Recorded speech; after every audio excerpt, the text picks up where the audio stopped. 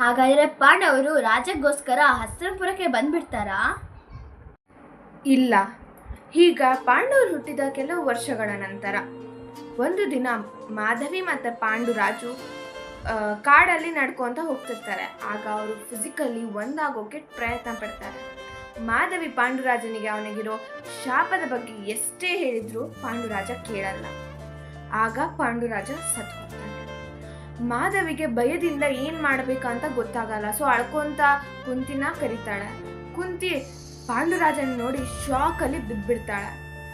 ಆಮೇಲೆ ಮಾಧವಿನ ತುಂಬ ಬ್ಲೇಮ್ ಮಾಡೋಕ್ಕೆ ಸ್ಟಾರ್ಟ್ ಮಾಡ್ತಾಳೆ. ಆದರೆ ಮಾಧವಿ ನನ್ನ ಶಾಪದ ಬಗ್ಗೆ ಎಷ್ಟೇ ಹೇಳಿದ್ರು ಪಾಂಡುರಾಜ ಅವರು ಕೇಳಲಿಲ್ಲ ಅಂತ ಎಷ್ಟೇ ಹೇಳಿದ್ರು ಕುಂತಿ ನಂಬಲ್ಲ.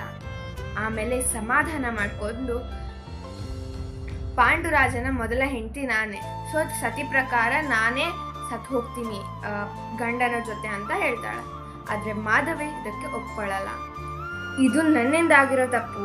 ನಾನು ಬದುಕಿದ್ರು ನಿನ್ನ ಮಕ್ಕಳನ್ನ ನನ್ನ ಸ್ವಂತ ಮಕ್ಕಳ ಥರ ನೋಡ್ಕೊಳಕ್ಕಾಗಲ್ಲ. ಆದರೆ ನೀನು ಹಾಗಲ್ಲ, ನನ್ನ ಮಕ್ಕಳನ್ನ ನಿನ್ನ ಸ್ವಂತ ಮಕ್ಕಳ ಥರ ನೋಡ್ಕೋಬಲ್ಲೆ ಅಂತ ಹೇಳಿ ಸತಿ ಪ್ರಕಾರ ತನ್ನ ಗಂಡನ ಜೊತೆ ಸುಟ್ಟು ಹೋಗ್ತಾಳೆ.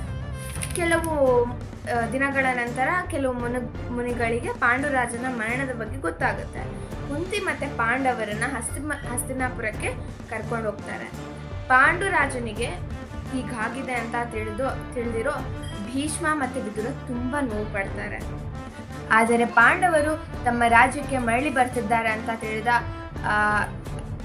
ಭೀಷ್ಮ ಮತ್ತು ವಿದುರ ತುಂಬ ಖುಷಿ ಪಡ್ತಾರೆ. ಮಾಧವಿ ಮತ್ತು ಪಾಂಡುರಾಜ ಸತ್ತು ಹೋಗಿ 14 ದಿನಗಳ ನಂತರ ಮುನಿಗಳು ಪಾಂಡವರು ಮತ್ತು ಕುಂತಿನ ರಾಜ್ಯಕ್ಕೆ ಕರ್ಕೊಂಡು ಬರ್ತಾರೆ. ಆಗ ಪಾಂಡವರನ್ನು ನೋಡೋಕೆ ಬಂದರ ತುಂಬ ಜನಗಳು ಮತ್ತು ಭೀಷ್ಮ ವಿದುರ ಎಲ್ಲರೂ ಅವರನ್ನು ನೋಡಿ ತುಂಬ ಖುಷಿ ಆಗ್ತಾರೆ. ಆದರೆ ಧೃತರಾಷ್ಟ್ರನಿಗೆ ಅಲ್ಲೇ ಒಂದು ಸಣ್ಣ ಭಯ ಸ್ಟಾರ್ಟ್ ಆಗುತ್ತೆ.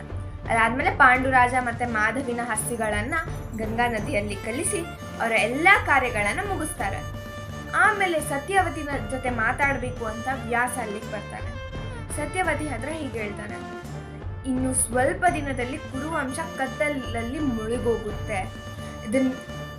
ಮತ್ತೆ ಕೌರವರ ರಾಜ್ಯ ಅಂತ್ಯ ಆಗುತ್ತೆ. ಇದನ್ನೆಲ್ಲ ನೀನು ನೋಡೋಕ್ಕಾಗಲ್ಲ. ಸೊ ನನ್ನ ಜೊತೆ ಕಾಡಿಗೆ ಬಂದ್ಬಿಡು, ಅಲ್ಲಿ ನೀನು ಶ್ರೀ ವಿಷ್ಣುವಿನ ಸೇವೆ ಮಾಡ್ಬೋದು ಅಂತ ಹೇಳ್ತಾನೆ. ಆಗ ಸತ್ಯವತಿ, ಅಂಬಿಕಾ, ಅಂಬಾಲಿಕಾ ವ್ಯಾಸನ ಜೊತೆ ಕಾಡಿಗೆ ಹೋಗ್ತಾರೆ. ಮುಂದೆ ಕೌರವರು ಮತ್ತು ಪಾಂಡವರು ಹೇಗಿರ್ತಾರೆ ಅನ್ನೋದನ್ನು ನಾವು ನೆಕ್ಸ್ಟ್ ಎಪಿಸೋಡಲ್ಲಿ ತಿಳ್ಕೊಳ್ಳೋಣ. ಜೈ ಶ್ರೀಕೃಷ್ಣ.